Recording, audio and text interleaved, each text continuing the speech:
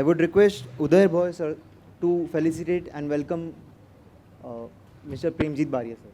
Premjit Baria sir is a painter hailing from Daman and Diu.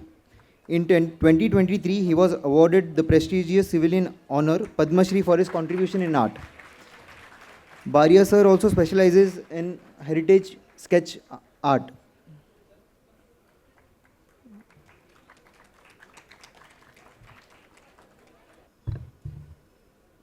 Beyond his individual art practice, Baria sir has served as an art educator, director at institutions like Bal Bhavan, Diu, helping nurture young talent in the region.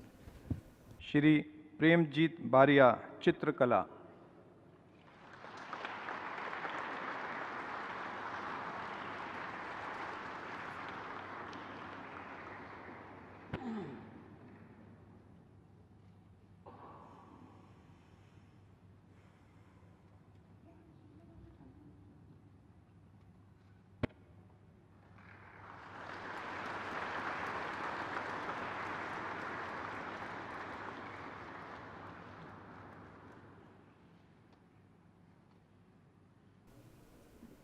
I would want the panelists to continue with the session. Thank you. Premjeet Baria sir ji Gujarat के दीव के union territory से है। मैं आपसे एक उसका introduction देती हूँ। जो हम ज्योग्राफी में पढ़ते या हिस्ट्री में पढ़ के आए हैं कि दीव दमन जो आज तक हमने सिर्फ लिखा था यूनियन टेरिटरी करके है, वहाँ से सर है। तो जब सर का बायोडाटा मेरे पास आया तो वो पढ़ने में बहुत मज़ा आया कि अपना ही इलाका है। वो सर की वजह से मुझे पढ़ने के लिए मिला और पद्म फेस्टिवल की वजह से सर से मिलने का भी एक मौका अच्छा मिल रहा है। आई एम वेरी प्राउड कि एक अच्छे अलग हट के जगह जो है अपनी भारत देश की, वहाँ से आए हुए जिनको पद्मश्री मिला है वो कलावंत आज हमारे सामने है और उनके साथ कुछ बातचीत करने का हमें मौका मिल रहा है। I will welcome you Premjit Baria sir. Thank you sir, मैं जानना चाहती हूँ दीव का जो लोकेशन है वो समुद्र किनारे है, छोटा सा गांव है, थोड़ा सा भारत देश के हट के है। जो हमारे जनरल जो भारत देश हम इमेजिन करते हैं उससे थोड़ा हटके है। तो आप आपके चाइल्डहुड के बारे में हमें कुछ बताइए। देखिए बच्चे, खास करके मुझे आप लोगों को सुनाना है। छोटे बच्चे जो हमारा भारत के सर्वश्रेष्ठ नागरिक बनने जा रहे हैं उनको। आप लोगों ने दीव देखा है कहीं भी? नहीं ना? अच्छा, तो मैं ले जाता हूँ दीव। ये गुजरात में सौराष्ट्र आर पार्ट है ना, जितना भी वहाँ सोमनाथ टेम्पल के नज़दीक है। सोमनाथ से नज़दीक है 80 किलोमीटर बाय रोड। कोई भी लोग आते हैं ना बाहर से, जब और दीव में प्रवेश करते हैं ना तो ऐसे कहते हैं कि हम इंडिया में नहीं है, अलग ही कंट्री में चले जाए, ऐसा वहाँ लगता है। सही में मैं भी बाहर जाता हूँ पूरा इंडिया में कहीं भी, थोड़े दिन के बाद चलो घर जाते हैं। जहाँ मुझे बुलाता है ऐसे लगता है कि वहाँ का आर्किटेक्चर, खास करके वहाँ पोर्चुगीज आर्किटेक्चर है। और मैं बचपन से रात दिन फोर्ट, चर्च वगैरह वहाँ है, वहाँ का फोर्ट वॉल वगैरह बहुत इंटरेस्टिंग है सभी, जो पोर्टुगीज टाइम में बना था। तो मैं घूमता रहता हूँ। सभी लोग के आजू बाजू जैसा भी एनवायरनमेंट है ना वैसे बनते हैं लोग ज़्यादातर। जैसे कि पहाड़ों में रहते हैं तो ऊपर नीचे बच्चे जाते हैं, दौड़ फोड़ करते हैं, उनको कुछ लगता नहीं, फिसल जाते हैं, फिर भी उठ के चले जाते हैं।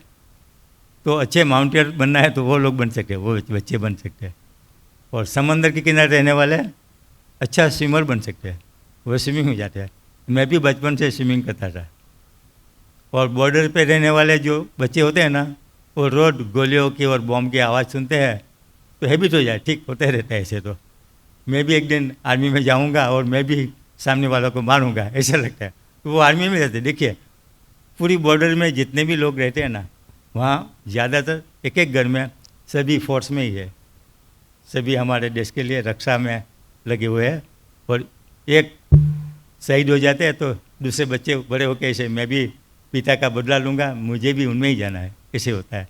तो पूरा जो एटमॉस्फेयर है उनका हमारे ऊपर बहुत प्रभाव रहता है। तो मैं डेली वहाँ समुद्र किनारे जाता हूँ, देखता हूँ। समुद्र ही एक ही ऐसी चीज़ है, ऐसी जगह है जो हम पूरा दिन बैठेंगे ना तो विविधता हो जाते।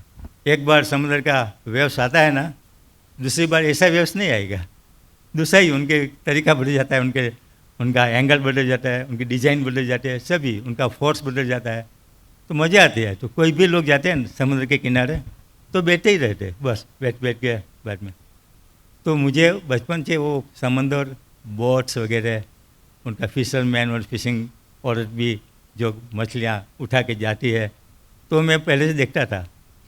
तो मुझे पेंटिंग का शौक़ बचपन से जागा, तो मैं समंदर ही बनाता था। पहले समंदर बनाओ, बोट बनाओ, और समंदर और आकाश का जो क्षितिज रेखा है ना, वहाँ सूर्य उगता है, ऐसा मैं बनाता था पहले।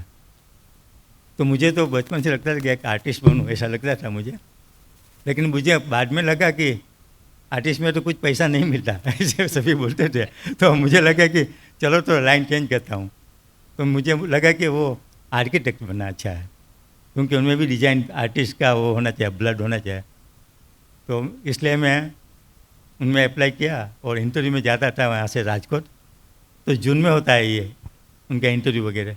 बहुत बारिश थी तो बस बिगड़ गई, रह गया, और टाइम पे मैं पहुँचा नहीं और फेल हो गया, टाइम निकल गया। तो एक साल मुझे एसएससी के बाद, उस वक्त एसएससी पुरानी 11th स्टैंडर्ड के बाद कॉलेज में जाते थे, तो वैसे ही रह गया मैं और पेंटिंग करते रहा। एक बार मेरा भाई है ना, वो टीचर थे वहाँ, प्राइमरी टीचर, तो उनके साथ उनका फ्रेंड टीचर साथ में मेरे घर पे आए एक दिन। तो उन्होंने, उस वक्त मैं पेंटिंग कर रहा था एक, तो बहुत अच्छा पेंटिंग बना था। तो उन्होंने मेरे भाई को बोला कि उनको आर्किटेक्ट में भेजने वाले थे। तो कहाँ, अरे कि इतना अच्छा पेंटिंग है तो आर्ट में जाओ ना। मैं कहाँ आर्ट में, तो कि पेंटिंग की कॉलेज आती है, फाइन आर्ट्स। मैं कि पेंटिंग की कॉलेज आती है क्या? तब मुझे मालूम हुआ कि फाइन आर्ट्स कॉलेज है। तब तक मुझे मालूम नहीं, इतने कोने में था हूँ दीव में, तो मुझे मालूम नहीं था। तो सही में बाद में मैं फाइन आर्ट्स कॉलेज में गया, उन्होंने सभी गाइड किया, पहुँच गया और मैंने स्टार्ट किया। Through out first second rank में आता रहा वहाँ फाइन आर्ट्स में। बहुत अच्छा, मेरी जो लाइन थी ना, लाइन ड्राइंग करते हैं ना, वो परफेक्ट एकदम, इतनी परफेक्ट, आप पेंसिल से कैसे भी करके लाइन करो ना, तो उनके ऊपर मैं पेन से वैसे कर देता हूँ। तो उनमें मुझे बहुत प्रैक्टिस हो गई। बाद में एसएससी के बाद जब आया, एज ए टीचर बना, जब मैं गवर्नमेंट स्कूल में ड्राइंग टीचर था और बच्चों को स्कूल में पढ़ाता था। और वहाँ एक कलेक्टर ने देखा कि ये बहुत एक्टिव है, तो वहाँ की एक संस्था है बाल भवन, यहाँ भी औरंगाबाद में भी एक बाल भवन है। तो वहाँ 6 साल से 18 साल के बच्चे स्कूल के सिवा बाकी की चीज़ सीखने आते हैं। तो वहाँ मुझे वहाँ के कलेक्टर ने डायरेक्टर का चार्ज भी दे दिया कि आप डायरेक्टर रहो और बाकी की। तो बहुत सी एक्टिविटीज उनमें चलती है। तो बच्चे जब काम करते हैं ना बच्चे, तो मैं देखता हूँ पेंटिंग जब काम करे तभी मैं उनमें से सिलेक्ट कर देता हूँ कि ये बच्चा अच्छा है, ये बच्चा अच्छा है। उनको बाद में मैं बुला लेता हूँ मेरी चैम्बर में। तो मेरे स्टाफ बोलते हैं सर उनका काम तो अच्छा नहीं है, उनका भी काम अच्छा नहीं, उनका अच्छा तो दूसरे का है। मैंने कहा उनकी जो ब्रश पकड़ने की स्टाइल है और उनका स्ट्रोक कैसे जाता है वो देखना है। वो मैंने देखा कि उनको अगर ट्रेनिंग देंगे तो वो आगे निकल जाएंगे। तो वैसे मैंने बच्चों को, बहुत से बच्चों को ट्रेनिंग दी और हमारे स्टेट कंपटीशन होती है उनमें भी पार्ट लेते थे बच्चे, अच्छे प्राइज लाते थे, नेशनल लेवल भी। लेकिन आपको खुशी की बात यह है कि हमारे बच्चे, मेरे बाल भवन के बच्चे, उस वक्त अलग अलग कंट्री से 4 इंटरनेशनल चिल्ड्रन पेंटिंग कॉम्पिटिशन में अवार्ड ले आए थे।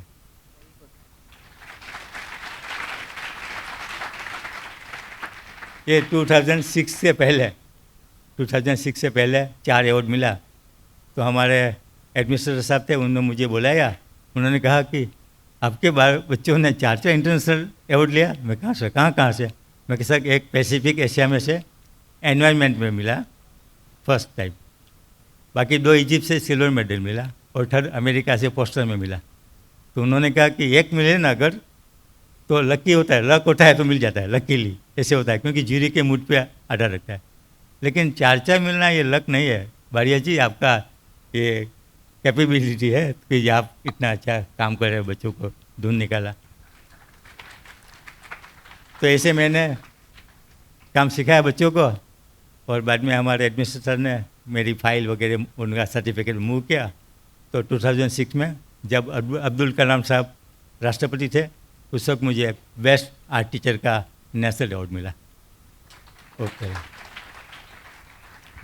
तो टीचर का तो क्या होता है, एज ए टीचर पूरा नेशनल में एक नेशनल अवार्ड मिल जाए तो बस वहाँ हमारी कैपेसिटी खत्म, संतोष हो जाता है कि बस हमने जो काम किया उनका फल मिल गया, इतना तक।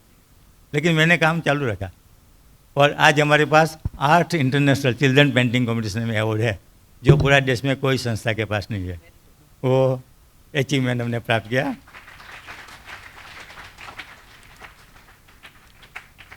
और इसलिए जो मेरा फाइल वगैरह वहाँ गया ना, मेरा बायोडाटा गया ना जब, तो उनमें से वहाँ की कमेटी वालों ने भी 2-3 का पर्सनल भी फ़ोन आया था मेरे ऊपर कि आपका बायोडाटा बहुत स्ट्रॉन्ग है। आप ही के वहाँ बालभवन में मैं 28 वर्ष है, 96 से अभी तक डायरेक्टर हूँ। साइड में डायरेक्टर का काम भी, स्कूल में टीचर भी, आधा दिन स्कूल में आधा दिन यहाँ बालभवन में, ऐसे यहाँ अभी तक काम किया। तो वहाँ मैंने सैलरी नहीं ली, ना होनरेरियम, फ्री में काम किया है। आज तक हमारे जो डायरेक्टर की सैलरी 40,000 होती है, मुझे अगर 20,000 भी देते ना तो आज 50 लाख मैंने बालभवन का बचाया है, 50 एक संस्था का बचाया है, यानी कि फ्री सेवा की है वहाँ अभी तक।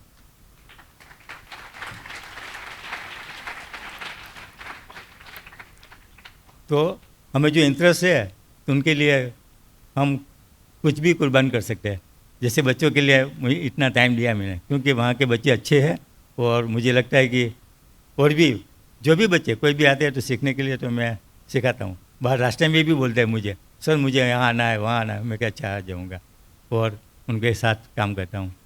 तो हमें तो एक ठाम लेना चाहिए कि ये बनना है तो बन सकते हैं।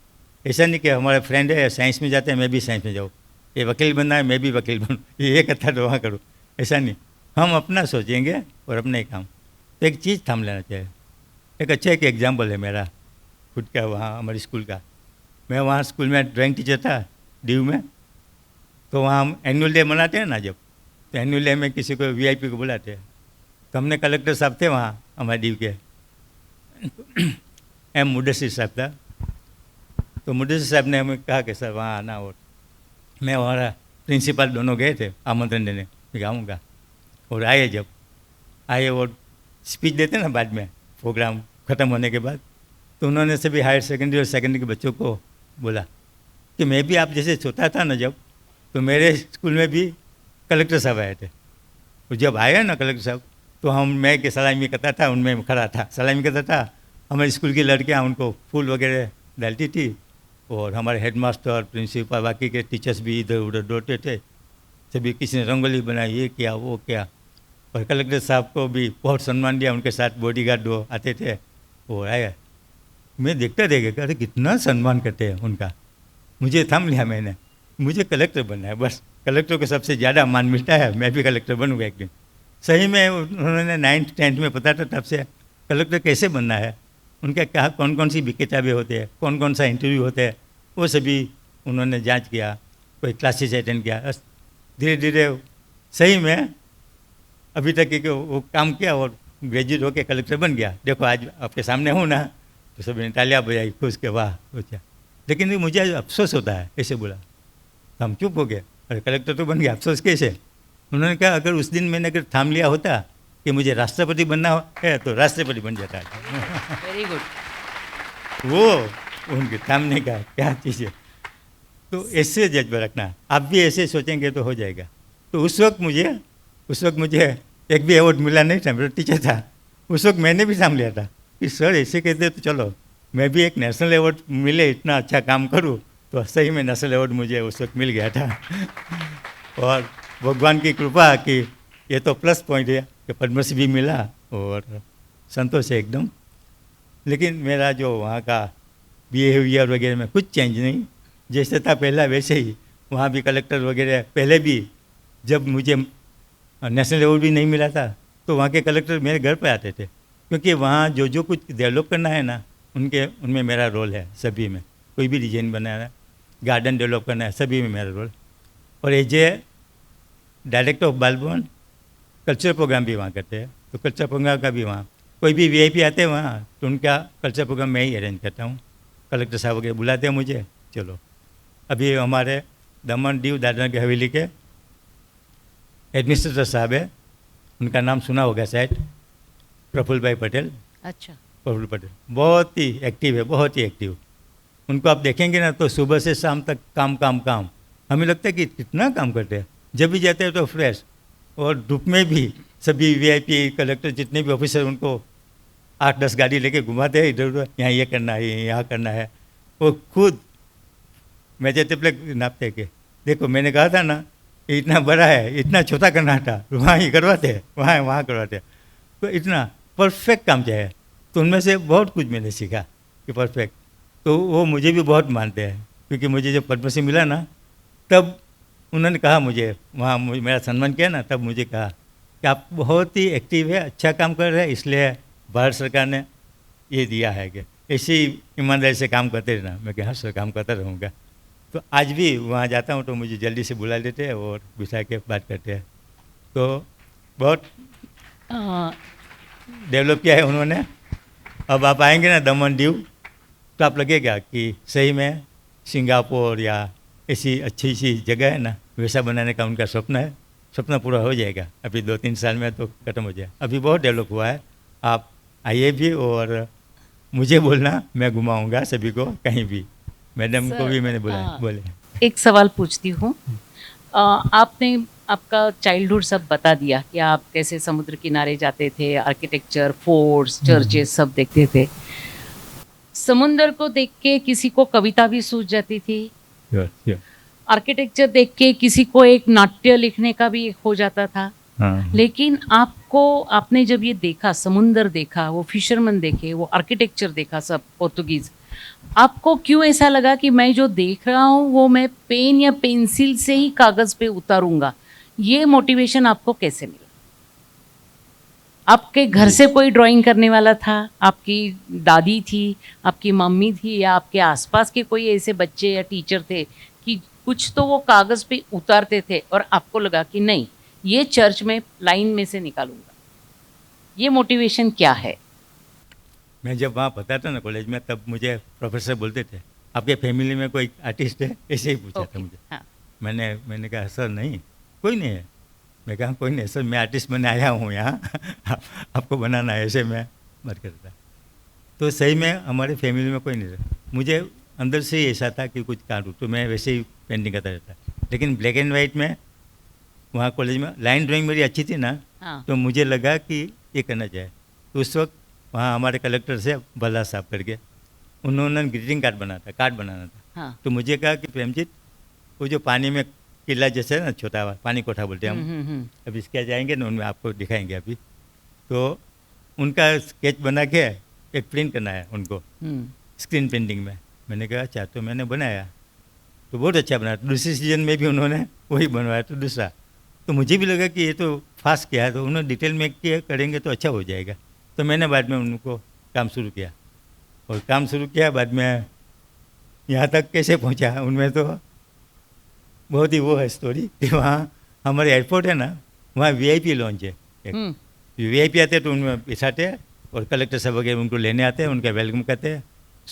पीने के बाद सॉफ्ट ड्रिंक वगैरह पीने के बाद वहाँ सर्किट हो जाते हैं।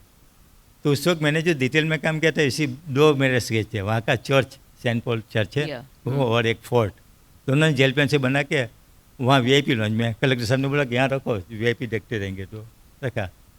तो उस वक्त हमारे गोवा में काउंसिलेट है। हम जो पासपोर्ट के लिए जाते हैं तो एम्बेसी में जाते हैं, दिल्ली में जाते हैं। हमारा पोर्टुगीज एम्बेसी भी दिल्ली में है, लेकिन हमारा काउंसिलेट गोवा में है। तो दीव दमन गोवा वाले वहाँ जाते हैं और पोर्टुगल पासपोर्ट साइन करके ले आते हैं।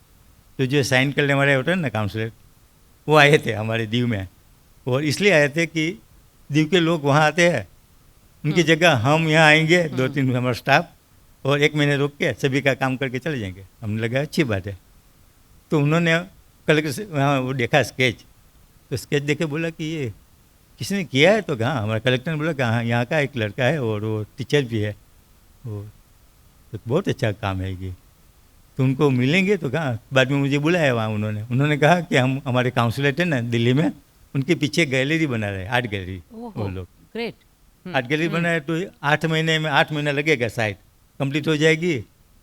तो मैं आपको रिक्वेस्ट करता हूँ कि हाँ, जितनी भी पोर्चुगीज आर्किटेक्चर है ना, हाँ हाँ हाँ। उनका स्केच बनाइए आप ओके। ऐसे ही डिटेल में, और कम से कम 20 बनाओ तो 20 उनमें हो जाएगा और अच्छा एग्जीबिशन हो जाएगा। तो मैंने बोला हाँ, मैं कहा अच्छा है, मौका मिला है तो मैंने काम किया। सही में 8 महीने तक हम कांटेक्ट में रहे फ़ोन से, 8 महीने तक काम करके गया मैं वहाँ।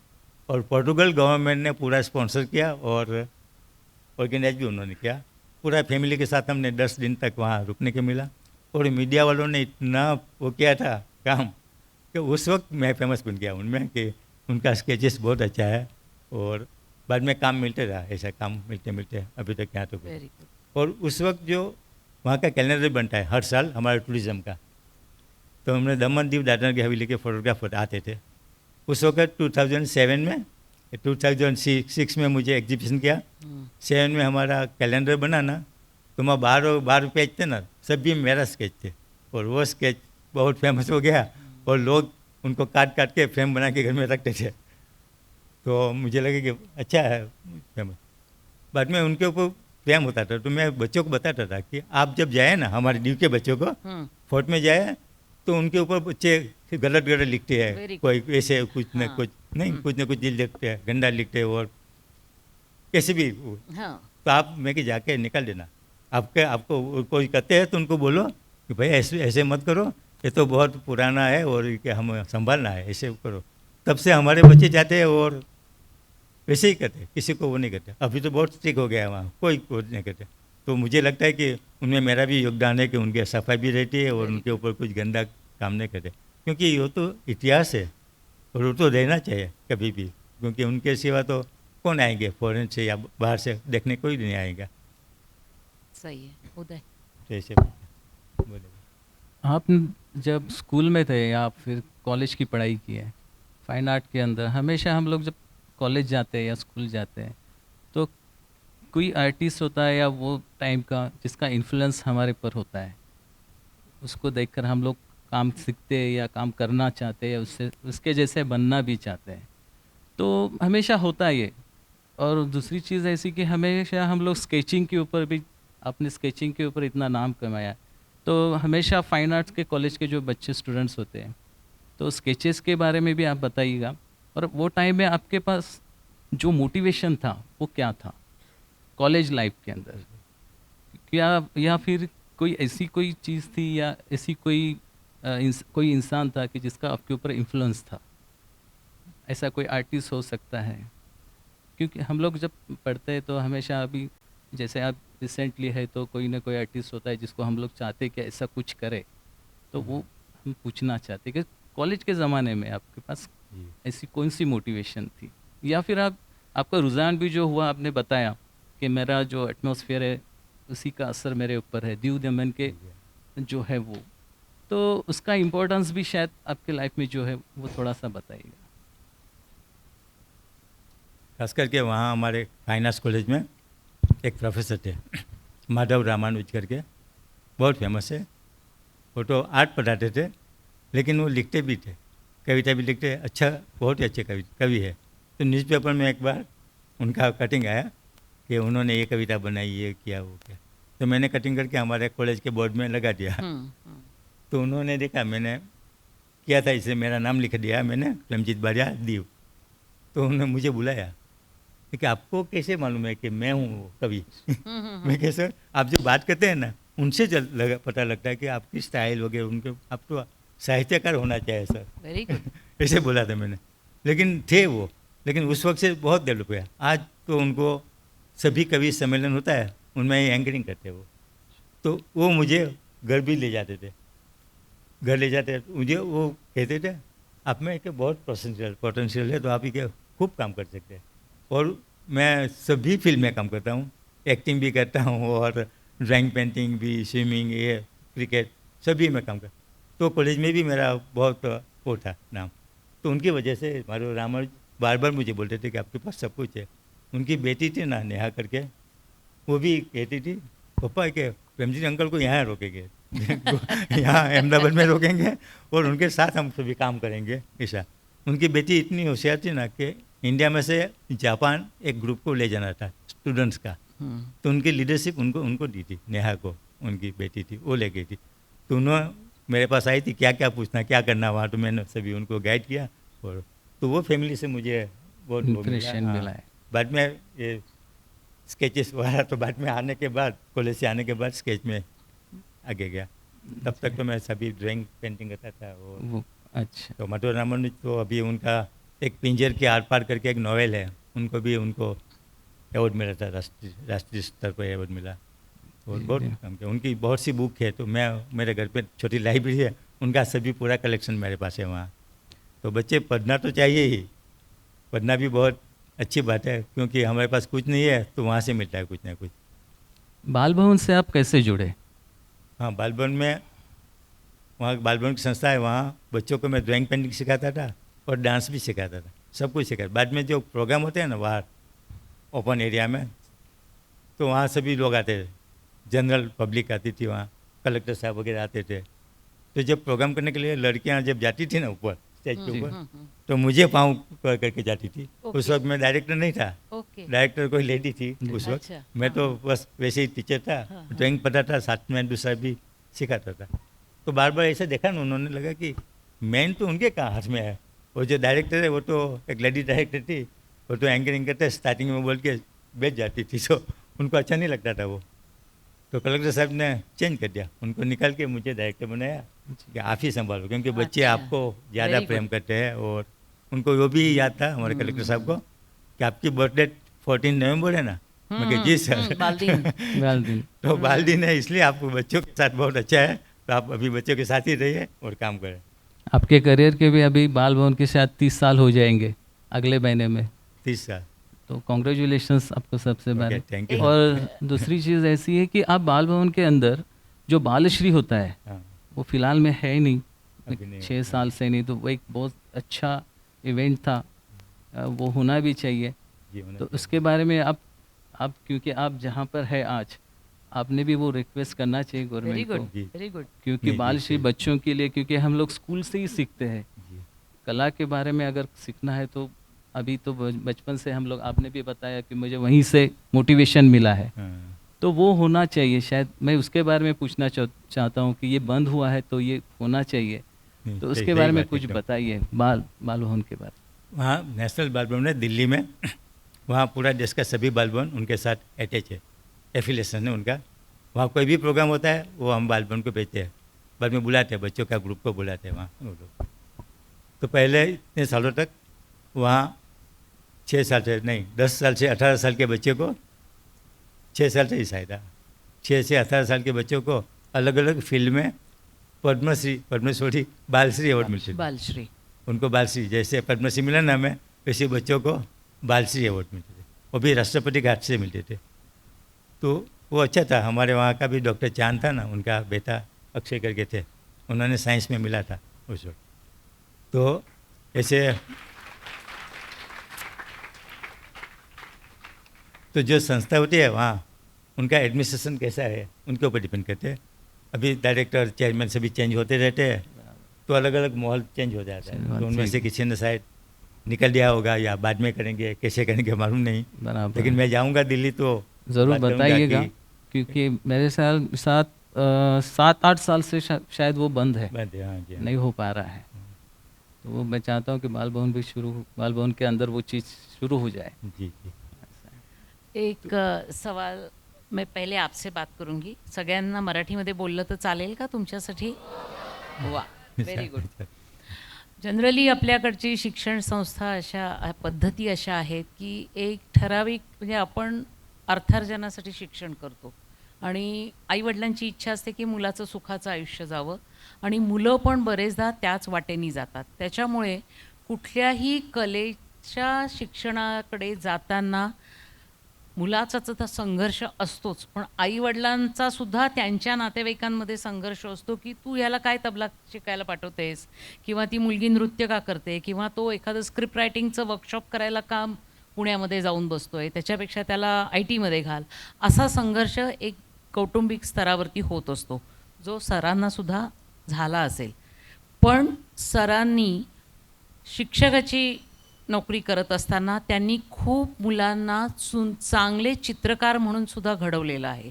म्हणजे आपका खुद का भी एक स्ट्रगल होता होगा कि मैं आर्ट लाइन में जाऊंगा, तो घर वालों ने पूछा होगा कि तू आगे जाके क्या करेगा, रोजी रोटी कैसे कमाएगा, शादी ब्याह कैसे हो जाएगा, फिर भी आपने वो डट के किया और वो प्रूव करके दिया.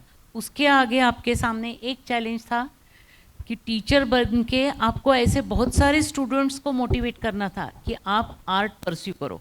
जी बच्चे तो हो जाते हैं क्योंकि उनको कोई थामने वाला है कि चलो तू अच्छा लैंडस्केप करता है, नेचर ड्राइंग बहुत अच्छा करता है, लेकिन उनके माता पिता को भी आपने डट के गया। बताना होता है कि नहीं, उनको करने दो, उनको स्कॉलरशिप की वजह से छोड़ दो, उसको ये कंपटीशन में ये करो. ये भी एक चैलेंज आपके ऊपर था. जी तो वो आपने कैसा कन्विंस किया आपके पेरेंट, वो आपके जो स्टूडेंट्स है हाँ। जो नामचीन हो गए हैं, वो उन्होंने बहुत सारे कैंप में अवार्ड्स जीत के लाए हैं, वो स्कूल गोइंग किड्स है, उनके माँ बाप को आपने कैसे कन्विंस किया कि let them do what they want to do? तो मेरे फैमिली में मेरे बच्चे हैं ना, 2 बेटा 1 बेटी है, ओके. बीच में बेटी है, 2 बेटा बेटी. हाँ हाँ. तो सभी आर्टिस्ट, यानी कि Very सभी good. पेंटिंग करते थे घर में. तो स्कूल में जाते थे तो वहाँ भी उनके साथ बच्चे थे, वो भी अच्छा. उनके साथ साथ करने लगे. हाँ जब इंटरनेशनल पेंटिंग कंपटीशन आई ना, थाईलैंड वाली पहली हाँ फर्स्ट, हाँ. तो उस वक्त वो जयमाला करके एक लड़की थी, तो मेरी बेटी की फ्रेंड थी, तो मेरे घर पे आती रहती थी. तो उन्होंने मैंने कहा कि उनमें करो और बनाओ पेंटिंग अच्छे वाला, और मैंने गाइड किया था उनको, तो अच्छी तरह से गाइड करके उन्होंने बनाया. और सही में पैसिफिक एशिया में फर्स्ट जापान, सेकंड कोरिया और थर्ड इंडिया को है ना, वो प्राइज हमें मिला. वेरी गुड, लड़की को, कॉन्ग्रेचुलेशंस, वेरी गुड. वो फर्स्ट था हमारा इंटरनेशनल अवार्ड, वो फर्स्ट था. उस वक्त कलेक्टर साहब वगैरह ने बोला कि उनको जितना चाहिए इतना बहुत पैक करके गिफ्ट दे दो. Very good. और वहाँ से बाकी के बच्चों को लगा कि हम भी काम करेंगे तो यहाँ तक पहुँचते हैं, सही. क्योंकि पैसे की वो नहीं है. जाहिर में 15 अगस्त को उनका सम्मान होता है वहाँ वेरी गुड. परेड के बाद, तो कितना अच्छा लगता है. तो इसलिए सभी ने लगा कि चलो. तो बाद में धीरे धीरे बहुत से बच्चे आते रहे, सभी बच्चे आते हैं, डांस वगैरह सीखते हैं, लेकिन पेंटिंग तो करते ही डेली. तो उनमें से धीरे धीरे आगे निकला, और उनका पेरेंट्स को बोलने की ज़रूरत ही नहीं, वो लोग ऐसे कहते भारिया साहब है ना, बस हो जाएगा, कुछ भी करो. वो सभी, नहीं तो इतने यंग लड़कियां होती है 18 साल तक की, सही है. हम पूरा ग्रुप बना के पूरा इंडिया में कहीं ना कहीं प्रोग्राम देने जाते हैं. तो हमने कल्चर एक्सचेंज प्रोग्राम के लिए एक गोवा रखा है, तो गोवा जाते हैं हम, गोवा के बच्चे हमारे दीव में आते हैं. बाद में हिमाचल में मंडी डिस्ट्रिक्ट है ना वहाँ, तो वहाँ मंडी डिस्ट्रिक्ट में 2-3 प्रोग्राम हो गया. बाद में विशाखापट्टनम में भी वहाँ जाते हैं हम, विशाखापट्टनम आते हैं हमारे वहाँ. और चौथा कर्नाटका में शिमोगा. तो 4 जगह हमारी फिक्स है. तो वहाँ इतनी लड़कियों को ले जाना, तो सभी पेरेंट्स आते हैं मेरे पास, सर मेरी लड़कियों को ले जाओ, मेरी लड़कियों को ले जाओ, ऐसा. तो इतना विश्वास भी है मेरे ऊपर, और काम भी इतना अच्छा करते हैं. तो सभी पूरा माहौल हमने इतना अच्छा बनाया ना कि कहीं कोई गड़बड़ी नहीं होती और स्मूथली चलता रहता है. तो वहाँ तक बच्चों को पहुँचाया हमने. मैं आपसे जानना चाहती हूँ कि ये सब हासिल करने के लिए एज अ टीचर, और वो टीचर के मकाम तक आने के पहले आप आर्टिस्ट थे, एक हटके लाइन आपने सिलेक्ट की थी और उसमें आपने एक मकाम हासिल कर दिया, और बाद में आप टीचर बने. टीचर बन के भी आपने बहुत सारे बच्चों को ऊपर वाले मकाम पर पहुंचा दिया.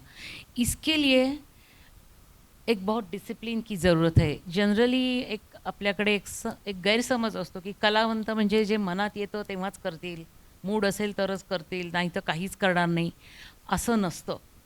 सर ज्या आज स्थानावरती आहेत चित्रकार म्हणून, आणि त्यांना जे अवॉर्ड मिळाले त्या स्थानावर सुद्धा, आणि त्यांनी एक शिक्षक म्हणून जी एक रिस्पेक्ट मिळवलेला आहे भारतभरचा, आणि त्या साऊथ सेंट्रलच्या ह्याच्यात आणि त्यांच्या गावामध्ये सुद्धा असेल, ह्याच्यासाठी खूप डिसिप्लिन राहणं गरजेचं असतं, मोटिवेट होणं गरजेचं असतं, आणि स्वतःमधलं जे पॅशन असतं त्याच्या मागे खूप डेडिकेशननी जाणं गरजेचं असतं.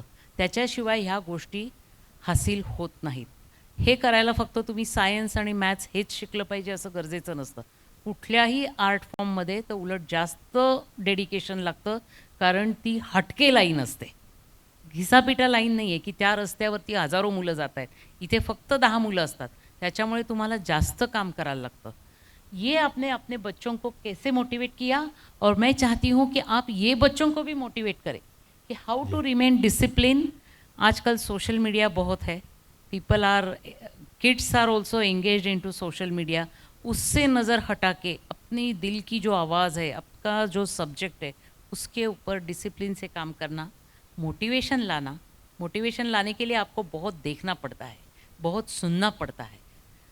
डांस देखो, ड्रामा देखो, कोई कविता देखो, कोई न्यूज़पेपर पढ़ो, ये देख देख के आपका मोटिवेशन आने लगता है। आज जो आप लोग यहाँ आए, ये मोटिवेशन का ही एक पार्ट है। You will be motivated by listening to him, isn't it? बराबर है, आपको मोटिवेशन मिल ही जाएगा। ठीक है, सिर्फ सर नहीं, ये पूरा जो चल रहा है पद्म फेस्टिवल, उससे आपको मोटिवेशन, इसीलिए आप सबको इतना बुलाया है इधर कि you are the agents of नया भारत जो मोदी जी बनाने वाले हैं। आप करने वाले, मैं नहीं करने वाली हूँ, तो आपको मोटिवेट करना है, इसीलिए ये ऑर्गेनाइजर्स ने ये प्रोग्राम किया है।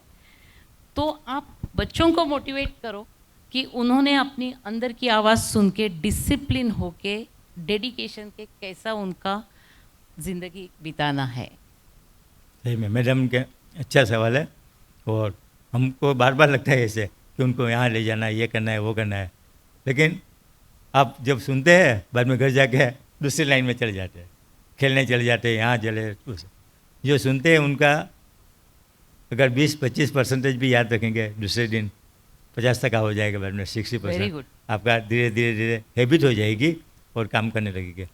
मैडम ने कहा वैसे आजकल जो ये टीवी, मोबाइल, जैसे भी मीडिया का बाकी के जो साधन है वो फालतू टाइम वाला है। Correct. आप उनमें ही पहले जो लाइफ का जो पहला है ना चरण, 25 साल अगर आप मेहनत ही कर रहे हैं, मेहनत करो, काम करो, ये मुझे यहाँ जाना, ये करना, बस डिसिप्लिन में एकदम ये भी छोड़ के काम करेंगे ना 25 साल, तो आपका आयुष्य 100 साल का मान लीजिए, तो बाकी का 75 ईयर है ना, आप जलसा करेंगे, क्योंकि उस वक्त आपके पास बहुत सुविधा होगी। Very good. उस वक्त टीवी देखो, उस वक्त गाड़ी चलाओ, उस वक्त कुछ भी करो, उस वक्त फ्री है आपके पास, बाद में इतनी अच्छी जगह पर जा सकते हैं। तो आर्ट का फील्ड में तो बहुत ही स्कोप है, आर्ट में तो जाना ही चाहिए मुझे लगता है, क्योंकि आप जो कोई ब्राइट स्टूडेंट होते हैं ना, उनका मार्कशीट वो 99% आया, अच्छा ही गया, तो एक क्लास में तालियां बजती है सिर्फ, लेकिन एक अच्छी डांसर एक परफॉर्म करेंगे ना स्टेज के ऊपर, तो पूरा गांव देखेंगे, रास्ते में जाएंगे ना तो कहेंगे ये डांसर है ना, कल डांस किया था, हाँ, तो इतना मान सम्मान मिलता है उनको मिलते हैं। कोई आपके पास मार्कशीट नहीं मांगते, कितना मार्क्स आया था, मार्केट में कोई नहीं पूछते उनका कि ये इतना परसेंटेज आया था, नहीं। तो इसलिए बोलता हूँ, ऐसे बहुत से फील्ड है जिनमें बस डिसिप्लिन से काम करो। क्रिकेट भी कितनी अच्छा, अभी महिला भी कितनी अच्छा काम किया, तो घर घर उनका नाम हो गया, सभी ताले बजाए, मेरी बेटी को क्रिकेट बनाऊंगी, ऐसे मानते हैं सभी, ऐसा हो जाता है। तो ऐसा जो माहौल है उनमें से आप चुन लीजिए कि आप क्या बनना चाहते हैं, कहाँ तक पहुँचना है, बस उनके ऊपर। बाद में गाइड करने वाले तो होते हैं, टीचर भी होते हैं, और पेरेंट्स को भी बोलेंगे, कोई पेरेंट्स भी खुद को कहते होंगे आपको, बस मोबाइल रख दो, एक बाजू बंद करो, अभी लेसन करो, ऐसे बोलते हैं ना, तो उनका मानना चाहिए और ऐसे आगे बढ़ सकते हैं। साउथ कल्चरल सेंटर जो है, साउथ आपका जो कल्चरल सेंटर है, वहाँ पे आप एज ए डायरेक्टर बोल के काम कर रहे हैं, वेस्ट जोन में, वेस्ट जोन का। तो वहाँ पर और बाल भवन के अंदर दोनों जगह काम होता है, लेकिन फिर वहाँ पे जो एक्टिविटीज़ चलती है या फिर स्कॉलरशिप्स वहाँ से मिलती है बच्चों को, या फिर जो बाहर स्टेट के भी बच्चे हैं, ऐसी कौन सी एक्टिविटीज़ वहाँ होती है, या फिर कोई स्कॉलरशिप वहाँ से मिलती है, या ये उसके बारे में हमको कुछ बताइएगा। हमारा ये जो पूरा देश है ना, उनमें आर्ट एंड कल्चर के लिए 6 जोन बनाए हैं, 4 जोन रहे नहीं, ईस्ट, नॉर्थ, साउथ, वेस्ट करके, लेकिन हमने एक सेंट्रल जोन भी बनाया, 5 जोन हुआ था। अभी हमें लगा कि नॉर्थ ईस्ट जोन बनाओ एक, तो बाकी का 7 स्टेट है ना, उनका भी एक जोन बना लिया।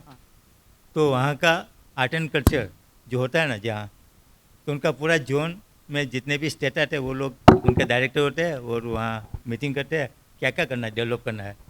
तो भारत सरकार बहुत से फंड देते हैं, तो उनमें हमारा बेल्ट है ना जो वेस्ट जोन में आता है, उनमें राजस्थान, गुजरात, महाराष्ट्र और गोवा, इतने स्टेट है 4, और हमारा दमन दीव दादरा नगर हवेली, वो 5 का सेटअप है ना, वो वेस्ट जोन में आता है। और उनके वो होते हैं चेयरपर्सन और राजस्थान के गवर्नर होते हैं। तो मेरा गवर्नर, वो मेरा चेयरपर्सन राजस्थान के गवर्नर है, जो भी होते हैं 3-3 5-5 साल के बाद कोई चेंज तो वो होते हैं, तो उनका मेंबर बनाते हैं पूरा। तो मैं उनका एजुकेटिव मेंबर हूँ, वो भी 96 में जब मैं डायरेक्टर बना ना तब से हूँ।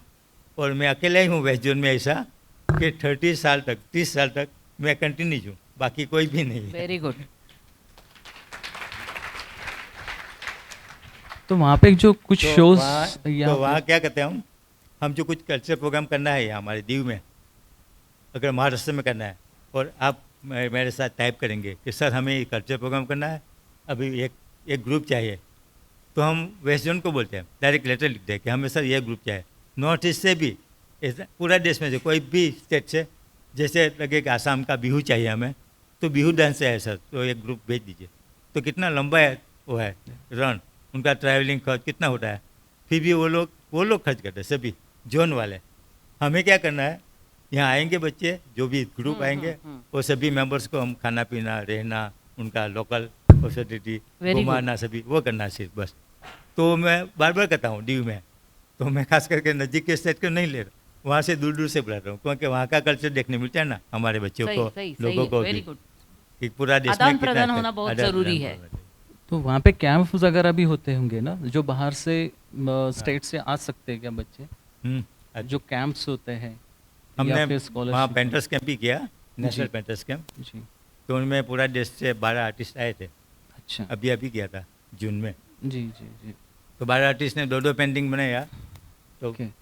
24 पेंटिंग का एग्जीबिशन वगैरह किया। तो हमने थोड़ा ज़्यादा खर्च किया, खाना पीना रहना घुमाना, सोमनाथ घुमा लिया सभी। और मैंने डायरेक्टर को बोला सर सभी पेंटिंग आप लोग ले जाते हैं, आधा हमें दे दो। तो सही में हमने ज़्यादा खर्च किया, तो आधा पेंटिंग हमें दे दिया, तो हमारे पास है। तो हमारी कलेक्टर ऑफिस नहीं बन रही है, तो उनमें हम कलेक्शन हो गया। कलेक्शन हो गया, लगाएंगे। तो मैं एक उम्मीद कर सकती हूँ क्या कि अगले साल आपके यहाँ से वेस्ट जोन से एक प्रोग्राम औरंगाबाद में क्यों ना हो जाए? श्योर अभी से promise are you ready? Sure धन्यवाद। करूँगा, श्योर करूँगा, उनमें कोई वो नहीं। क्योंकि वो वैसे वो मोटिवेशन के बगैर तो हो ही नहीं सकता, क्योंकि वहाँ यहाँ अगर हो जाए तो यहाँ के बच्चों को काफ़ी बड़ा प्लेटफॉर्म भी मिलेगा। जी और एग्जीबिशंस वगैरह हमेशा होते रहेंगे, तो वो कल्चरल एक्टिविटीज जो होती रहेगी तो उससे बेनिफिट्स भी मिलेगा। ज़्यादा हाँ, और आपका जो एग्जीबिशंस पूरे भारत में कई बहुत सी जगह पे हुए हैं, गोवा में भी हुआ है, उसके बारे में तो सब तरफ चर्चा भी है, तो उसके बारे में भी थोड़ा सा बताइए। जो गोवा में शो हुआ था और बहुत फेमस भी शो हुआ था, वो क्या चीज़ थी जहाँ से शायद आपके जीवन में एक अलग से टर्न मिला है, तो उसके बारे में भी आप थोड़ा सा बताइएगा।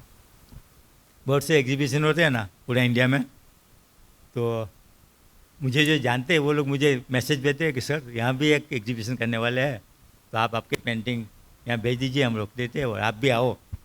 तो ज़्यादातर तो वहाँ जो भी चीफ गेस्ट होते हैं ना, खास करके नहीं बॉम्बे में, तो उनके चीफ गेस्ट वो होते हैं, क्या नाम था वो, काउंसलर जनरल ऑफ बेलारूस के काउंसलर जनरल। हाँ, पोर्तुगीज कनेक्शन है इनके उनका। साथ। दीव और गोवा का पोर्तुगीज कनेक्शन है, तो इसीलिए वो वहाँ- पोर्तुगीज गवर्नमेंट का भी बहुत इन्वॉल्वमेंट रहता है। तो वो चीफ गेस्ट थे और मैं गेस्ट ऑफ ऑनर था, ऐसे उन्होंने रखा। तो मैं गया और जो जगह देते हैं ना पेंटिंग के लिए, उनका चार्ज 20,000 होता है। उनमें हाँ। 2 रखो, 3 रखो, 4 रखो, सही। कितने भी 20,000। तो मैं और हमारे वहाँ की महाराष्ट्र की IAS ऑफिसर है निधि चौधरी, नहीं निधि चौधरी जी, उन दोनों को हमने स्पेशल गेस्ट लेके बुलाया था और हमारा चार्ज नहीं लिया था, तो हमने वहाँ रखा। तो वैसे एग्जीबिशन में कहीं ना कहीं नेशनल पेंटर्स कैंप भी होते हैं, और तो पेंटर्स कैंप में खास करके उनकी बात करूँ तो पूरा देश से अच्छे अच्छे आर्टिस्ट को पसंद करते हैं और एक जगह पे उनको 1 वीक तक काम करवाते हैं पेंटिंग, अपना टॉपिक, अपना ही सब्जेक्ट के ऊपर, अपनी टेक्निक, अपनी कलर, सब कुछ फ्रीडम एकदम होते हैं, वो काम करते हैं। तो लास्ट अभी दिसंबर में, मार्च में से 20 मार्च को हमारा इंडिया में उदयपुर में एक बंदा है राजेश यादव करके, राजेश यादव, वो वहाँ का फाइन आर्ट्स कॉलेज का प्रोफेसर भी है उदयपुर में।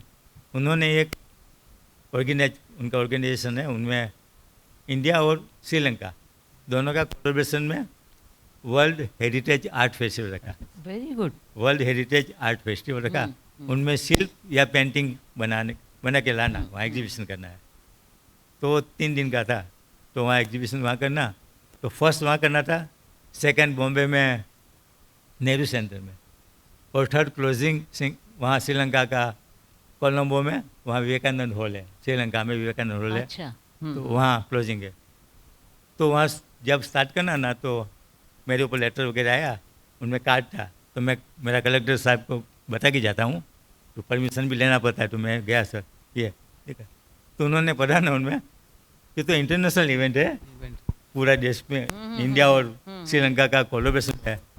तो उनका चीफ गेस्ट और इनोग्रेशन मेरे हाथ से करवा। Very good, congratulation sir. Thank you. ना इतनी बड़ी इवेंट, तो मेरे कलेक्टर ने पूछा कि अरे ये तो इंटरनेशनल इवेंट है और आपके हाथ से वो करवाते हैं? हाँ। वहाँ के चीफ मिनिस्टर या तो उनके गवर्नर के हाथ से करवाना चाहिए। तो मैंने कहा हंसते हंसते सर को, सर ये तो हेरिटेज का है, अगर कुछ बोलना है तो वो क्या बोलेंगे, इसलिए शायद मुझे बुलाया है और मुझे स्पीच भी देनी है। तो अच्छा है कि तो उन्होंने बहुत खुश हो गए। तो 2 फेस्ट हो गया, अभी श्रीलंका बाकी है। तो आपका आशीर्वाद होगा तो मैं वहाँ भी जाऊँगा। जरूर जरूर, हमारी शुभकामनाएं आपके साथ है। और एक छोटा सवाल पूछूंगी, आपल्याकडे एक साधारण असं असतं की प्रत्येक गावाचं टायर्स ठरलेले असतात, मोठं गाव प्रत्येकाचं स्वप्न असतं, म्हणजे भारतातलं असेल तर अमेरिकेत जावं, लंडनचं असेल तर त्याला कुठे जावं असेल, औरंगाबादच्या लोकांना वाटतं मी पुण्यात जाईन, बेंगलोरला जाईल, मुंबईला जाईल। कलावंतांसाठी सुद्धा कलेची सेवा करत करत जगणं थोड़ा सा मुश्किल रहता है जब हम कला परस्यू करते हैं, क्योंकि अपने को परिवार भी देखना पड़ता है। फिर भी इन्होंने एक दीव जैसे छोटे गांव में, जो अपने को सिर्फ पढ़ने में आया था, मैं तो विकिपीडिया में पढ़ के आई हूँ आज, सच बोलती हूँ, दीव कहाँ है कैसे है।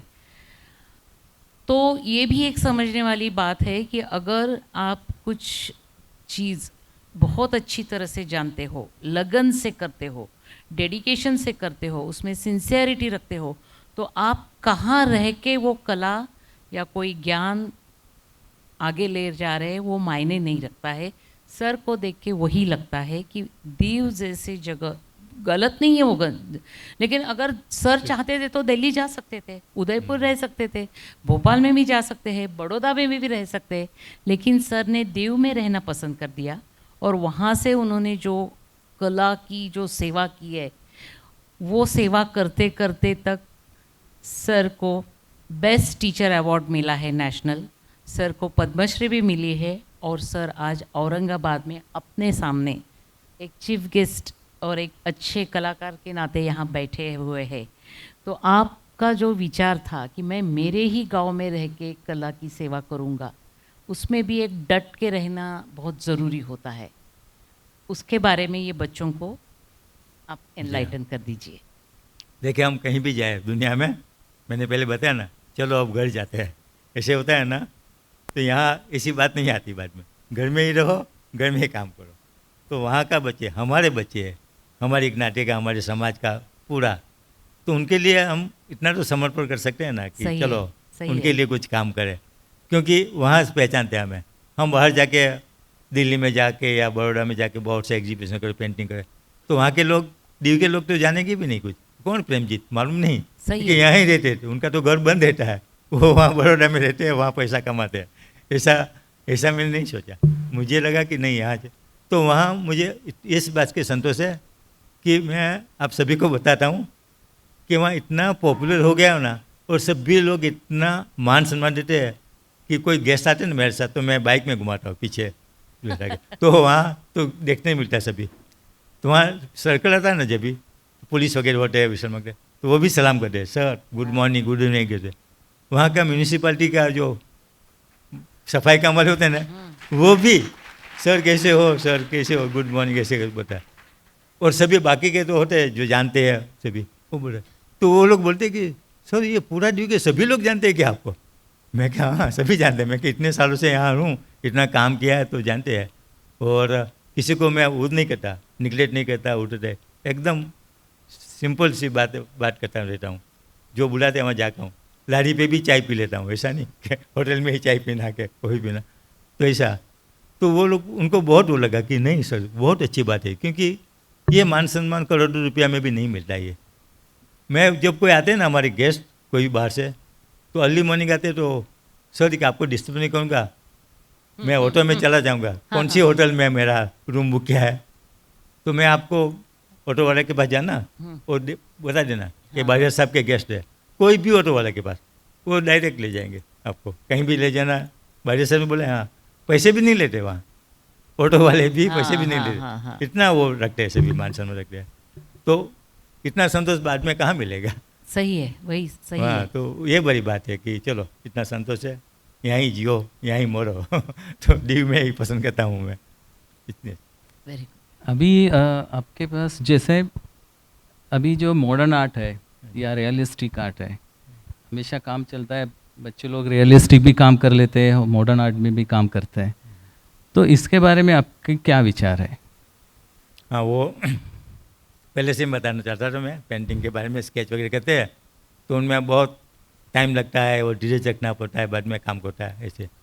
लेकिन रियलिटी तो रियलिटी है, उनका तो बहुत आयुष्य भी है, लंबा भी है, और वर्षों तक वो जाएगा नहीं, उनकी इम्प्रेशन जो माइंड पे होता है वो। मॉडर्न आर्ट थोड़े दिन के लिए, ये हमारा हिंदी फिल्म का गीत वगैरह देखे, म्यूजिक पुराना गीत आज भी हम पसंद करते हैं, अभी मॉडर्न आता है थोड़े दिन में भूल जाते हैं, सही है। आज तक का जो म्यूजिक वगैरह। तो वो धमाके वाला फास्ट करना है, जब भी जल्दी थोड़ा सा चेंज ला सकते हैं। जैसे कि हमारे एक बच्चे ने पेंटिंग कंपटीशन थी ना, मैंने उनको फर्स्ट प्राइज़ दिया था, तो उन्होंने ग्रीन सन बनाया था। ग्रीन सन तो आते ही नहीं, बाकी का सब ऐसा ग्रीन सन। तो मैंने उनको पूछा कि ग्रीन क्यों बनाया? सर मैंने सोचा कि अगर ग्रीन होता है तो कैसा होता। वेरी इतनी अच्छी बात, बोले अच्छा। तो मुझे लगा कि तो इतना थोड़ा थोड़ा मॉडिफिकेशन होना चाहिए, एकदम मॉडर्न हो जाए कि हम सन भी हमने ढूंढते रहेगा कहाँ सन है, तो वो क्या काम की चीज़ नहीं। तो मॉडर्न पे नहीं जाना चाहिए मुझे तो, लेकिन आजकल मॉडर्न आर्टिस्ट भी है, अच्छे अच्छे काम करते हैं, लेकिन उनके पास सुनना पड़ेगा कि आप उनमें क्या कहना चाहते हैं, तो बाद में वो सुनाएंगे हमें, तो अच्छा लगता है बाद में क्या सुन के। इंडियन अभी जो कंटेम्प्रेरी आर्ट है, जो उसके अंदर ऐसा कुछ आपने देखा है कि एक फेस है या एक कुछ आर्टिस्ट है जो जिन्होंने आपको थोड़ा सा अच्छा लगता है कि ये कुछ अच्छा करने वाले हैं, जो भारत में अभी जो चल रहे बच्चे, नए बच्चे जो काम कर रहे हैं, नए आर्टिस्ट जो कंटेम्प्रेरी आर्ट है, तो ऐसे कोई टैलेंट के बारे में आप कुछ बोलना चाहेंगे? आपने देखा है, क्योंकि आप तो इंडिया में भी घूमते हैं, अलग अलग जगह जाते हैं, आपके शो भी हुआ है, तो कोई ऐसी पर्सनैलिटी जो आपको लगे कि ये कुछ अच्छे आर्टिस्ट है अभी जो आ रहे, ऐसे कुछ पता है आप? और नए आर्टिस्ट के लिए भी कुछ चीज़ें कहें। एक आर्टिस्ट है, उनका नाम है विजय धोरे करके, वो हैदराबाद से एक्चुअली। अच्छा। तो एक गोवा में पेंटर्स कैंप था, तो मैं उनमें सिलेक्ट हुआ था, गोवा में गया था, मैं भी पेंटिंग करता था। उनका सिलेक्शन नहीं हुआ था, लेकिन उनका फ्रेंड थे हमारे साथ, तो उनको मिलने के लिए आए, और उनके रूम में रहते तो वो भी दिल्ली घूमते थे, तो मेरे साथ उनका फ्रेंडशिप हुई। भैया सर कि आपका नेचर बहुत अच्छा है, आपके साथ घूमने का भी अच्छा लगता है। मैं सर दीव मैंने नहीं देखा, मैं आऊँगा। मैं कहा आओ, मैं काम कराऊँगा। तो उन्होंने वहाँ के बच्चों को पेंटिंग का कैसे करना है, स्टार्टिंग कैसे करना है, वो सभी सिखाया अभी उन्होंने, और प्लास्टर ऑफ पेरिस में भी क्रिएटिव थोड़ा काम करवाया, अच्छा लगा उनको भी, बहुत अच्छा लगा। तो उनका पेंटिंग मुझे बहुत अच्छा लगा। वो मॉडर्न टाइप का है, लेकिन लगता है मज़ा आती है, देखने के लिए मज़ा आती है, उनमें जल्दी से हम समझ भी जाते हैं। अच्छा, तो विजय धोरे बहुत फेमस है वो, उन्होंने उनके तो बारे में रियलिस्टिक काम करते हैं जी, रियलिस्टिक का मॉडर्न आर्ट का रियलिस्टिक भी काम करते हैं, अच्छा। मिक्स करते हैं। अच्छा। उनका अभी बॉम्बे में है ना, हाँ जहाँ सबमरीन रहते हैं डेक में, जी, वहाँ एक बार ब्लास्ट हुआ था, और हाँ, सबमरीन हाँ, उनमें बहुत से डेथ हो गई थी। हाँ हाँ हाँ। जो शहीद हो गए ना, उनका वहाँ ही जहाँ हुआ था ना, वहाँ अंदर वाटर वो बनाया है अभी। अच्छा, वो रामदास करके एक बोट थी, ब्लास्टिंग हो गया था, हाँ, बहुत वाह। पुरानी बात है, लेकिन हाँ। अराउंड 50s तो की। जो भी उनमें शहीद हो गए ना, उनका सभी बस बनाया है वहाँ। अच्छा अच्छा तो अच्छा। ये ओके, विजय अच्छा। धोरे वगैरह ने हाँ हाँ हाँ हाँ, वगैरह ने बनाया उन लोगों ने। ओके। तो 9 आर्टिस्टों ने वहाँ काम किया और अच्छा काम किया। तो बाद में मोदी साहब वहाँ आने वाले थे, तो उनको जल्दी जल्दी बुलाया ये आर्टिस्ट को सभी। तो उस वक्त धोरे साहब वहाँ ही थे हमारे टीम में, बाद में जल्दी में कि जाओ और सुनना। तो वैसे अच्छे से काम में उनका अच्छा वो सहयोग थे जी जी इंडिया भारत सरकार का। सर अभी हम थोड़े आखिरी पड़ाव पे चल रहे हैं इंटरव्यू के। आपको जो नेशनल अवार्ड्स मिले, बेस्ट टीचर, आर्ट टीचर, बाद में आपको पद्मश्री भी मिली और बीच में भी आपको बहुत सारे सम्मान मिले हैं, आपके विद्यार्थियों को भी बहुत सारे सम्मान मिले हैं। आपके कलेक्शन जो पेंटिंग्स है वो आपके बड़े बड़े राजकीय हस्तियों के पास है, जैसे कि श्रीमती द्रौपदी मुर्मू मैडम के पास भी है आपका पेंटिंग, देन गजेंद्र सिंह शेखावत वो अपने मिनिस्टर रहे हुए हैं उनके पास भी है, सुषमा स्वराज जी के भी पास है, और आपको जो पद्मश्री मिली, आपका ये लोगों के साथ का जो सहवास है, इंटरेक्शन है एज अ पर्सन, और उन्होंने आपकी कला की एक दाद दी है, वो आपका अनुभव कैसे रहा उसके बारे में बताइए। एक सबसे अच्छा एक उनमें अभी आएगा, बताएंगे स्लाइड से भी सर। अच्छा स्लाइड्स है क्या इनका? हाँ कुछ स्लाइड, है? हाँ स्लाइड है सभी। हाँ दिखा Sketches, देना। दिखा दीजिए, यहाँ देखिए मैडम, हाँ हाँ हाँ वो उधर है। हाँ ये पद्मश्री मिला उस वक्त ही है, ओके ये सर्टिफिकेट है पद्मश्री। ओके। बाद में ये नेशनल अवार्ड मिला था ना जो अब्दुल कलाम के साथ, हाँ हाँ 2005 का 6 में मिला था। अच्छा हाँ यहाँ मोदी साहब के साथ है ना जो फोटोग्राफ, वेरी गुड। ये रोक के उनके बारे में बात करता हूँ थोड़ी। यही कहानी पूछना चाहता था मैं आपको, हाँ तो ये एग्जीबिशन की। उस वक्त ही मैं बात करता हूँ, हाँ। जब पद्मश्री मिल गया हाँ बाद में हमारा फोटो सेशन होता है, हाँ हम मैं मैडम नुका मैडम भी हम साथ में थे। हाँ पूरा होने के बाद हमें बताया गया कि यहाँ स्नैक्स लेना है तो आप हाँ, लोग हाँ। वहाँ खड़े रहिए और राष्ट्रपति आएंगे आपको मिलने के लिए, पर्सनली वहाँ से जाएंगे। बाद में उपराष्ट्रपति उनके मिसिस आएंगे, बाद में मोदी साहब और अमित शाह साहब वगैरह आएंगे, तो आपको कोई पूछे तो बोलना, जवाब देना, और ऐसे अच्छा मौका मिलेगा। मैंने कहा अच्छा। तो जब आएंगे ना राष्ट्रपति जो चले गए, तो मैंने क्या किया था, हमारे इन्विटेशन कार्ड का कवर था मेरे पास, तो मेरा जो स्केच था ना मेरा ये जो उनकी 8 प्रिंट थी मेरे पास, तो उनमें रखी थी। मुझे लगा कि मोदी साहब को दे सकते हैं उनमें, ऐसा लगा मुझे मन में। तो मोदी साहब जब आए ना मिलने के लिए, तो पहले मेरे आगे पद्मश्री थे ना जो, उनके साथ बात करते थे, तो मैंने देखा 7-8 सेकंड बात किया, तो मुझे लगा कि मुझे भी 7-8 सेकंड मिलेगी। तो मेरे पास था ना कवर में, तो मैंने कवर थोड़ा खोल के बाहर निकाल दी मेरे प्रिंट, 1-2 सेकंड बचा लूँ। वो आए बाद में खोलूँ, उनसे अच्छा कि मैं थोड़ा बाहर निकालूँ तो जल्दी से मिलेंगे। तो मैंने सोच लिया क्या बोलना है, तो मैं गुजराती में बोलने वाला, क्योंकि गुजराती जानते हैं। हाँ तो मैं પહેલાં ગુજરાતી બોલ દેતા હું। સર હું દીવથી આવું છું ને ત્યાંના હેરિટેજ ઉપર હું કામ કરું છું। આ સાહેબ તમારા માટે છે। मैं दीव से आया हूँ और मैं ऐसे हेरिटेज के ऊपर जेल पेन से काम कर रहा हूँ सर, और ये आपके लिए लाया हूँ, ऐसे बोला था। मैंने माइंड में फिर से रिपीट कर दिया। तो ये जब आए नज़दीक तो उन्होंने गुजराती में बोले, केम छो प्रेमजीत बारिया? अरे सर, माय गॉड, सर मैंने मेरा नाम दिया सर आपने। तो हंसने लगा, नज़दीक आके ऐसे ऐसे किया, क्या लाए है? मेरे हाथ में से ले लिया, मैं तो कुछ बोला ही नहीं, सब कुछ उन्होंने कर लिया। हाँ। तो हाथ में से लेके देखते हैं वही है फोटोग्राफ। हाँ। मेरे हाथ में से ले लिया वेरी और गुड।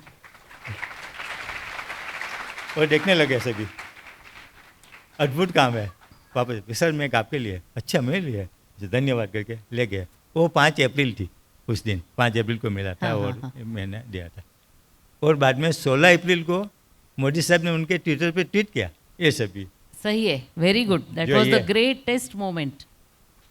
ये उनके ट्विटर पे ट्वीट किया है, उनके प्रिंट है ऐसे मैडम। नहीं, पद्मश्री मिलना भी एक अपनी तरफ से बहुत बड़ी बात है, कलाकार के लिए मिलना तो और बड़ी बात है। ऊपर से प्राइम मिनिस्टर वो कलाकार की जो कृतियां हैं, कलाकृतियां, वो ट्विटर पे खुद के अकाउंट पे, हैंडल पे पब्लिश कर दे, ये तो मुझे लगता है हाँ, बहुत बड़ा सम्मान आपको मिला है। जी और मैं बहुत खुश हूँ कि आप इतने बड़े कलाकार औरंगाबाद वासियों के बीच में आए हैं, बैठे हैं और इतना अच्छा संवाद हम आप सब लोगों के साथ किया है। मुझे मौका मिला आपके साथ मिलके बात करने के लिए, मैं बहुत खुद को खुद नसीब समझती हूँ।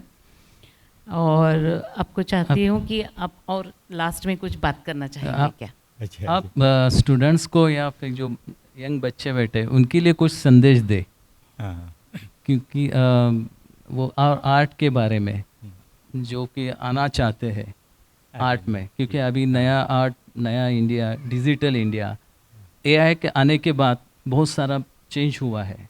तो वो चेंज जो भी है वो भी आप थोड़ा सा उनको बताइएगा। और सर ने बताया अभी अभी जो मीडिया में या जैसे बहुत सी साधन सामग्री है जिनमें तुरंत मिल जाता है काम और उनमें मॉडिफिकेशन करके आप सब कुछ बता देते हैं। तो उनसे हटकर हम हमारा रियल काम करना चाहिए, जो हमारा काम है वो, तब हमें आत्मसंतोष मिलता है कि नहीं ये हमारा काम है।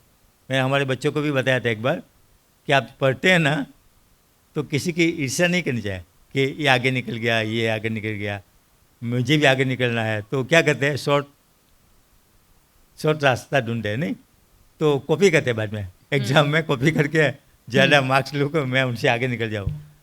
ऐसे तो करना ही नहीं कभी। सही है। 2 बार फेल हो गया ना तो चलेगा, तीसरी बार तो पास हो जाएगा। बाद में आपको बहुत खुशी होगी कि नहीं मैं अपने आप पास हुआ, उनका आत्मसंतोष मिलता है। आपको कुछ नहीं आएगा तो भी धीरे धीरे धीरे आगे बढ़ सकते हैं। एक एग्जाम्पल देता हूँ, हमारे वहाँ हमारे एसपी साहब थे हाँ, हाँ। वहाँ, तो एसपी साहब की लड़की मेरे बालपन में आती थी तो मैं पेंटिंग सिखाया, तो पेंटिंग बनाया, छोटी थी 5 साल की थी। तो बाद में उनको मैंने फ्रेम करके उनके घर जाके एसपी साहब को दिया, क्योंकि अच्छा पेंटिंग है आपने बनाया। मैं कहा नहीं, नाम लिखा है, तो उनके बेटी का नाम था अरे वाह। साइड से। अच्छा है कि उन्होंने बनाया? नहीं, मैं कहा सही है। मैं कहा सर उनका एक भी स्ट्रोक मेरा नहीं है उनमें, ब्रश से बनाया फिर भी। हाँ, उनके सामने कभी कलर रख दिया, उन्होंने बनाया।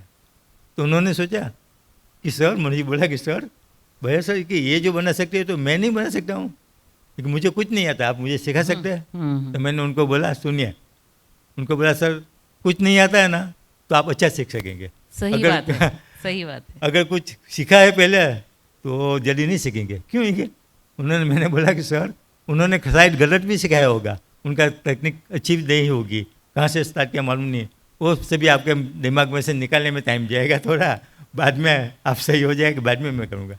तो बाद में सही में मैं उनके पास गया तो एसपी ऑफिस में सर मैडम उन्होंने एक रूम रखा था साइड में, अच्छा। स्टूडियो बना दिया, बहुत से कलर कैनवास वगैरह बहुत सारे। उनको कुछ नहीं आता था, फिर भी मैंने क्या कहा, सर ये कलर डॉट दो उनके ऊपर, नीचे रख दो बोर्ड, कैनवास बोर्ड, उनके ऊपर कलर डालो, बाद में स्ट्रो से उनको फूको, इधर उधर अच्छा, चले जाएंगे, हाँ। या हेयर ड्रायर से वो करो तो अच्छा से आकार बनता था। बस मैं अच्छा लग रहा है सर, रहने दो उनको, उनमें ऐसा ऐसा करना है।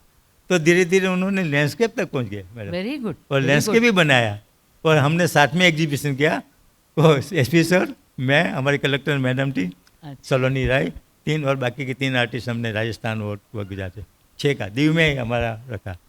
और सभी लोगों ने वहाँ देखा ना तो सभी हमारे वहाँ तो छोटा है दीव, बहुत ही छोटा है दीव, 40 स्क्वायर किलोमीटर है और सिर्फ 52,000 ही पॉपुलेशन है पूरा दीव में, 52,000। तो कम लोग, सभी जानते हैं कलेक्टर और एसपी को, तो उनको उनसे डरते भी है सभी, इसलिए जानते हैं। तो सभी आए देखने के लिए, तो मैंने बताया कि ये मैडम का काम है, ये एसपी साहब का काम है। तो उन लोगों को बोले कि सर आप कब सीखे, ये कब सीखे कभी? तो उन्होंने बताया कि ये बारिया सर ने सिखाया, बारिया सर ने। तो सभी ने लगा कि बहुत अच्छा। तो वो लोग बहुत खुश हो गए कि आप नहीं होते, मुझे बोला कि बारिया सर आप नहीं होते ना तो कभी अब ज़िंदगी में एग्जीबिशन में पार्ट नहीं ले सकते, सही है, हमारे सही पेंटिंग है। होते ही नहीं, तो वहाँ तक पहुँच सकते। तो आप बच्चे को भी वही कहता हूँ, आपके पास कुछ भी नहीं है तो आओ मेरे पास, मैं स्टार्ट करवा दूँगा और कैसे आगे किसी निकल को कोई सके। क्वेश्चन पूछना हो सर से तो पूछिएगा। हाँ, मेरे कुछ स्टूडेंट्स भी आए हैं यहाँ पे, कॉलेज के, फाइन आर्ट्स कॉलेज के भी स्टूडेंट्स यहाँ पे आए अच्छा हैं। अच्छा अच्छा। तो किसी को क्वेश्चन पूछना है सर से? हाँ जी, पूछिए आप। वहाँ एक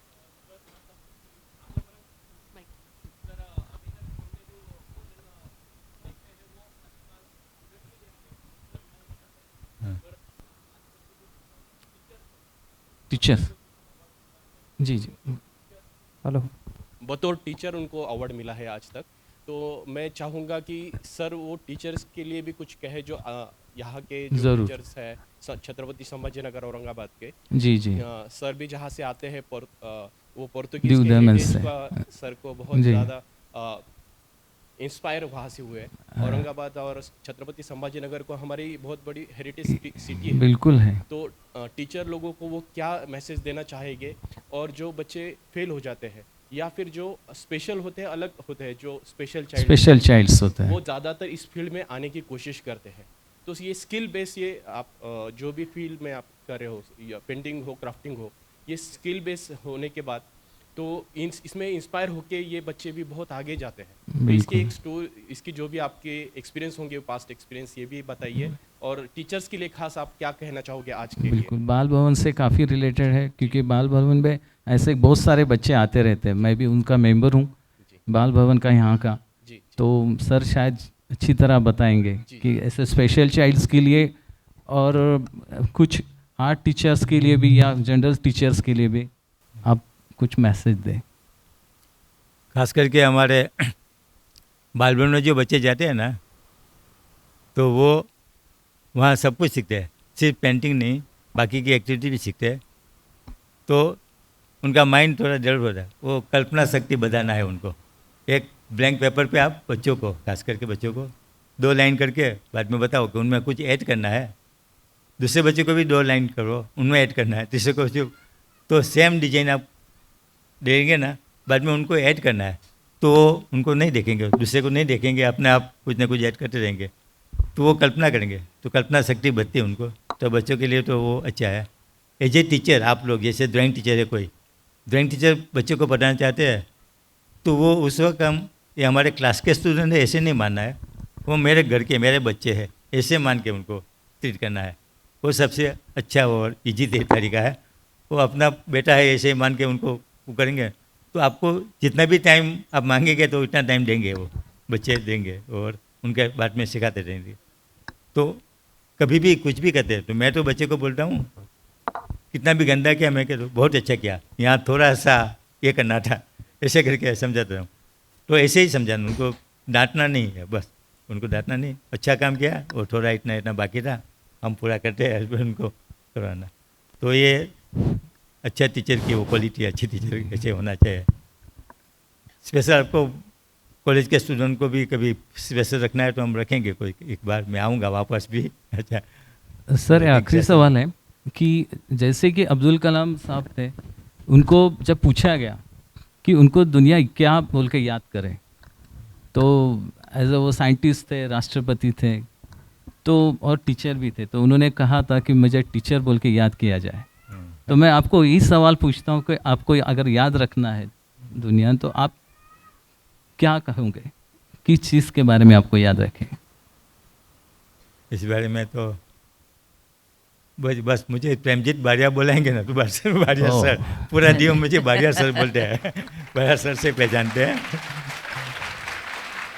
मला वाटतं मी चित्रकार आहे, पण मी माझ्या आयुष्यातला सगळ्यात बेस्ट टीचर, कला शिकवणारा आणि एक अति उत्तम माणूस की जो कुठल्याही समोरच्या व्यक्तीमधलं जे काय खासियत असेल स्वभावातली, त्यांच्या स्किलमधली, ती आनंदाने त्याला पुढे प्रवाहित करणारा एक व्यक्ती आणि आर्ट टीचर मी आज पहिल्यांदा प्रेमजीत बारिया यांच्या रूपात इथे पाहिलेला आहे।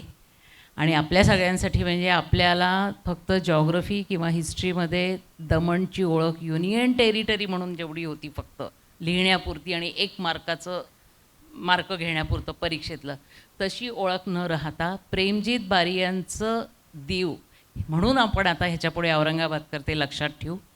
सर धन्यवाद, आप हमारे शहर में फिर से आइए, आप आपका वेस्टर्न जोन का प्रोग्राम लेते हुए भी आइए। आर्ट्स ये इनके जो स्कूल्स है वहाँ भी आप आइए। 2 बता देंगे, वीडियो है। हाँ चलेगा, बिल्कुल। हाँ वो बाद वाला लास्ट वाला वीडियो दिखा दो ना, वीडियो। हाँ ये सभी स्केच है, जाने दो फटाफट। हे सरांनी केलेलं काम आहे। हाँ वो हे सगळं दीव मधले जुना किल्ला, पोर्तुगीज ये चर्चेस, सभी काम जुने है। मॉन्युमेंट्स, जाने दो फटाफट। म्हणजे तुम्ही सुद्धा यातनं प्रेरणा घेऊ शकता। Aurangabad is full of heritage monuments. तर ज्याला थोडीशी कलेची आवड आहे, छंद आहे, त्यांनी ये सभी करायला डीव के हैं, डीव के सभी पोर्चुगीज आर्किटेक्चर ही है सभी। आर्किटेक्चर ही मदर ब्रँच आहे सगळ्या आर्टची, त्याच्यामुळे याच्यामध्ये सगळंच येतं, पेंटिंग, स्कल्पचर्स। ये बॉम्बे में आर्ट ऑफ हार्ट था, वो दारा सिंह का लड़का है ना, बिंदु दारा सिंह, वो और सुनील शेट्टी ने ऑर्गेनाइज किया था। वहाँ मुझे पार्टिसिपेट करने का मौका मिला था। कौन सा क्लिप है, यही है क्या वो लास्ट वाला? बाद में ये ताज नहीं, बाद में आएगा, ताज होटल में था, हम साथ में थे, हम साथ में दोनों का उनमें पेंटिंग थे। श्रीलंका और भारत का था ना कोलिब्रेशन में, वर्ल्ड हेरिटेज आर्ट वाला, वहाँ इनोग्रेशन वाला ये पार्ट है। ये जो हमने प्रणब मुखर्जी को दिया था ना, मैडम ने बताया, हाँ, वो हाँ, अब हाँ। सभी फोटो है। ये प्रतिभा पाटिल के साथ, बाद में हमारे उपराष्ट्रपति जनदीप, हाँ। हाँ, बाद में हमारे राजनाथ सिंह के, सही। बाद में स्पोर्ट्स मिनिस्टर हमारे ये सुषमा स्वराज, और ये हमारे अभी का lieutenant governor of Ladakh Kavinder ji, ये वेस्ट जोन कल्चर सेंटर के हमारे चेयरपर्सन और गवर्नर कलराज सिंह थे, कलराज। बाद में मैं थोड़ा कलर में फिश के ऊपर काम कर रहा हूँ, फिश एक टॉपिक लेके उनके ऊपर काम शुरू किया है। ये सभी उनका वो पार्ट है। ये हमारा विकसित भारत के ऊपर पूरा देश में 17 से 2 अक्टूबर तक जो काम हुआ ना सभी, उस वक्त हमने वहाँ मिनिस्ट्री से आया था कि आप लोग समुंदर के पास करवाओ। तो बाद में ये है ना निफ्ट है, NIFT National Institute of Fashion Technology वाला, वहाँ का भी एक वीक का हैंडलूम होता था, उनमें मुझे बुलाया था और मैंने वहाँ के बच्चों को हैंडलूम और स्केच दोनों मिक्स करके क्या कर सकते हैं उनके बारे में बताया था। अभी वीडियो आएगा। मला वाटतं शेवटचा प्रश्न पद्मश्री मॅडम विचारणार आहेत, त्याच्यानंतर हे सत्र जे इंटरेस्टिंग रंगरेषांचं सुरू आहे ते आपल्याला वेळेअभावी थांबवावं लागेल. धन्यवाद. कल से आप छत्रपति संभाजीनगर में है, ज्ञान यज्ञ फाउंडेशन के साथ है, और आज आपका सत्र संपन्न हुआ, तो हमें तो बहुत हर्ष हो रहा है कि आप हमारे साथ हैं। तो आपका अनुभव कैसा रहा सर, ज्ञान यज्ञ फाउंडेशन के इस मंच के बारे में आप क्या कहना चाहेंगे?